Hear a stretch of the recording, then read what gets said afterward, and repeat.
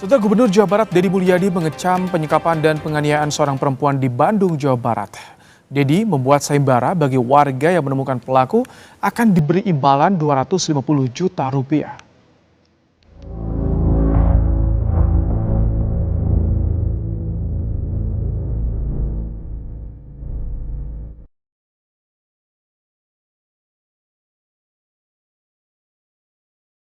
Kasus penyekapan dan penganiayaan keji terhadap seorang perempuan di Bandung, Jawa Barat memicu kemarahan publik. Bagaimana tidak? Selama 3 tahun, korban diduga mengalami kekerasan berulang hingga kondisinya sulit dikenali. Pelakunya, Taufik Hidayat, hingga kini masih buron. Gubernur Jawa Barat Deddy Mulyadi lewat media sosialnya membuat sayembara bagi warga yang menemukan pelaku akan diberi imbalan 250 juta rupiah. Siapa yang bisa menemukan Taufik Hidayat, menyerahkannya kepada aparat atau menginformasikan kepada aparat keberadaannya, saya memberikan hadiah 250 juta rupiah. Kapolda Jawa Barat Irjen Rudi Setiawan usai menjenguk korban di Rumah Sakit Hasan Sadikin Bandung menyatakan tersangka Taufik Hidayat resmi masuk daftar pencarian orang. Rudi juga bilang dampak kekerasan yang dialami korban sangat berat hingga sejumlah organ tubuh tidak berfungsi lagi. Kita sudah menerbitkan daftar pencarian orang. Kami melakukan pengejaran terhadap pelaku. Pihak rumah sakit menjelaskan kondisi korban kini mulai membaik. Penanganan melibatkan sejumlah dokter dan pemulihan psikis juga jadi prioritas. Kondisi pasien saat ini sudah mengalami perbaikan dan kita juga dari Rumah Sakit Hasan Sadikin memberikan pelayanan yang terbaik dan juga tim yang terbaik. Jadi kita membuat tim mulai dari bedah plastiknya, penyakit dalam, mata, dan yang lainnya. Selasa siang, tim Inafis Polda Jawa Barat menggelar olah TKP tertutup di kamar indekos di Cinunuk, Kabupaten Bandung. Kamar sempit itu diduga jadi saksi bisu penderitaan korban dalam 2 bulan terakhir sebelum kasus terungkap ke publik. Seluruh pihak berharap pelaku segera ditangkap dan mendapat hukuman setimpal. Tim Liputan, Kompas TV. Selain menyisakan luka fisik dan trauma mendalam bagi korban, kasus ini memunculkan pertanyaan besar. Bagaimana dugaan penyekapan dan penyiksaan bisa berlangsung selama bertahun-tahun tanpa terdeteksi?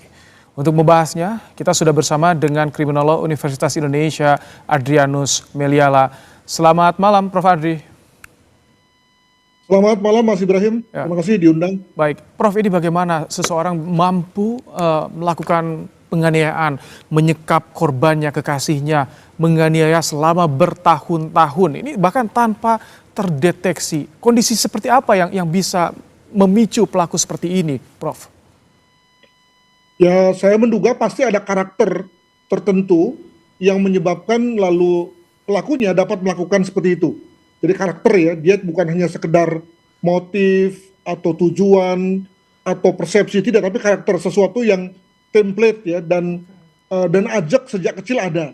Nah, karakter itu pula yang kemudian ketika karakternya kita sebut sebagai buruk, maka lalu kita mencurigai jangan-jangan ini karakter ini memang karakter yang kita sebut sebagai sosiopatik atau psikopatik gitu ya, atau karakter yang lain yang kemudian lalu melahirkan perilaku menyimpang. Ya, tentu lalu dalam rangka memastikannya kita mesti tahu dulu atau kita bisa mewawancarainya setelah yang bersangkutan tertangkap. Namun yang jelas bahwa kayaknya ada karakter yang memang khusus dan ekstrim dari yang bersangkutan sehingga mampu melahirkan satu total kontrol ya kepada orang lain, dan di pihak lain juga ada situasi semacam total devotion, penyerahan total dari korban kepada sang pelaku.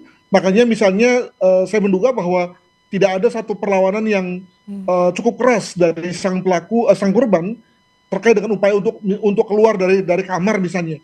Itu pertama-tama dikarenakan karena sang korban kelihatannya sudah memuja sang pelaku sedemikian rupa sehingga walaupun dipukuli dan macam-macam malah tidak menunjukkan satu sikap bahwa dia sebetulnya dikerjai. Malah bukan karena ada tekanan atau bukan karena tekanan, cenderung ke tekanan atau intimidasi dari pelaku, Prof.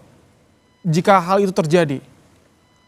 Ya tentu ada dua skenario ya, bahwa total devotion dari korban itu akibat dari tekanan, akibat dari opresi.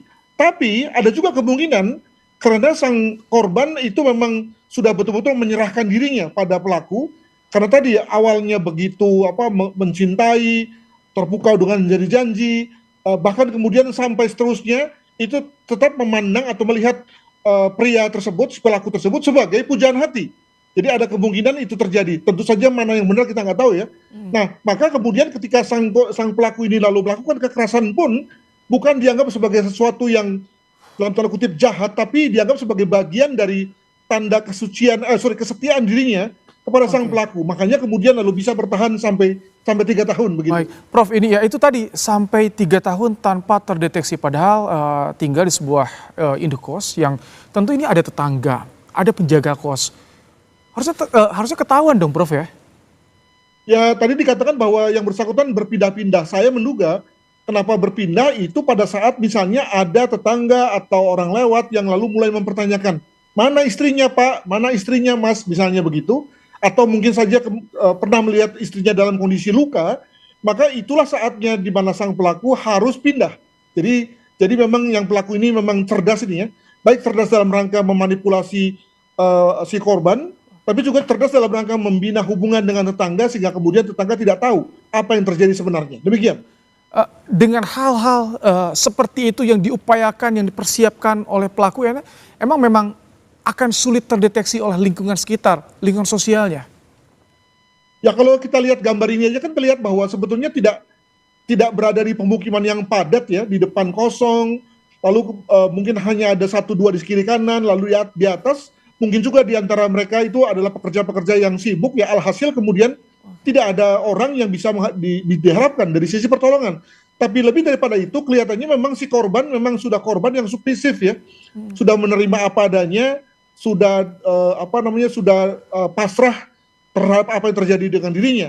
Nah, maka ketika kemudian kondisinya sudah amat parah, barulah kemudian si pelaku sendiri yang berinisiatif untuk membawa ke rumah sakit.